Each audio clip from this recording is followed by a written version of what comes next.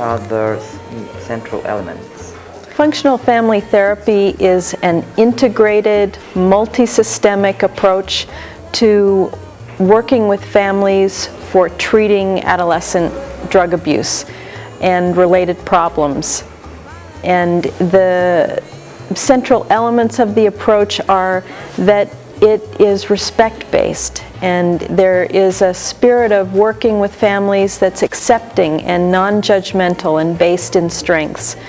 It's an approach that is relational, so that the conceptualization of the problem and the way of thinking about the problem is not within the individual and a diagnosis of an individual, but in terms of the interrelatedness of the family and the effects of the behaviors in the family on one another. So the approach to change is via this relational approach. The model is evidence-based and also has a progression of phases that provides a structure for therapists, so that all therapists who are trained in this model can have the opportunity to achieve the same outcomes as other therapists because they have a structure to follow. And the focus is on changing problem behaviors. At its foundation, the idea is to motivate youth and families to change their behavior and provide them with strategies so that they can implement those changes and sustain them over time.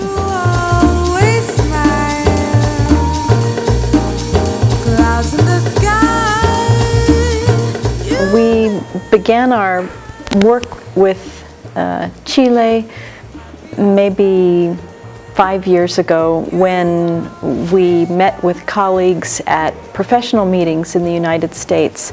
And we have a colleague at the Johns Hopkins University at that time, Jim Anthony, who was working with international programs, and he introduced us to people in doing research in Peru and in Chile. And over time, we began talking more with these colleagues about the possibility for conducting research here and exploring the possibility of the feasibility of implementation of this model in Chile. And little by little, we began to turn those talks into research proposal that we submitted to the National Institutes of Health, that we were funded through the Fogarty International Program to begin this work, and to begin training therapists to study the feasibility of FFT in Chile.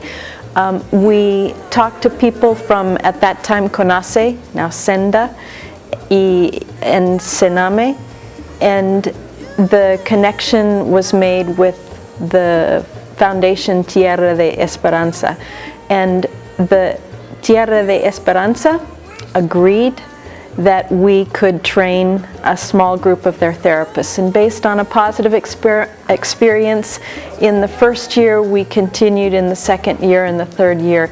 And little by little, the momentum has grown for this implementation.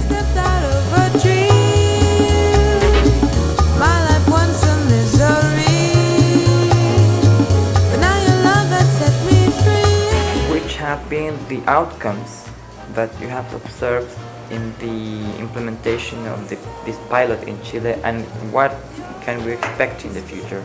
The primary goal of this project was to explore the feasibility of FFT with therapists in Chile working with families of youth with drug abuse.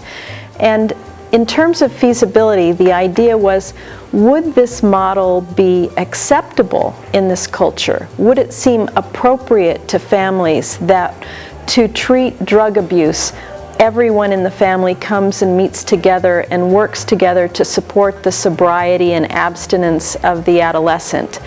And the result of that is that we have been able to engage and enroll 27 families so far in our investigation, and we've also provided functional family therapy to 20 families, and the experience of the families has been to engage in and to remain in family therapy, and they report feeling satisfied that they're part of the treatment process.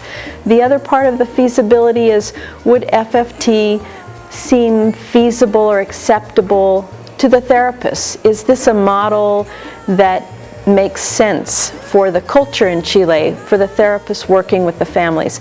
And the response of the therapists has been unanimously positive. It's been a pleasure and an honor to be able to help with the training of the therapists here in Chile.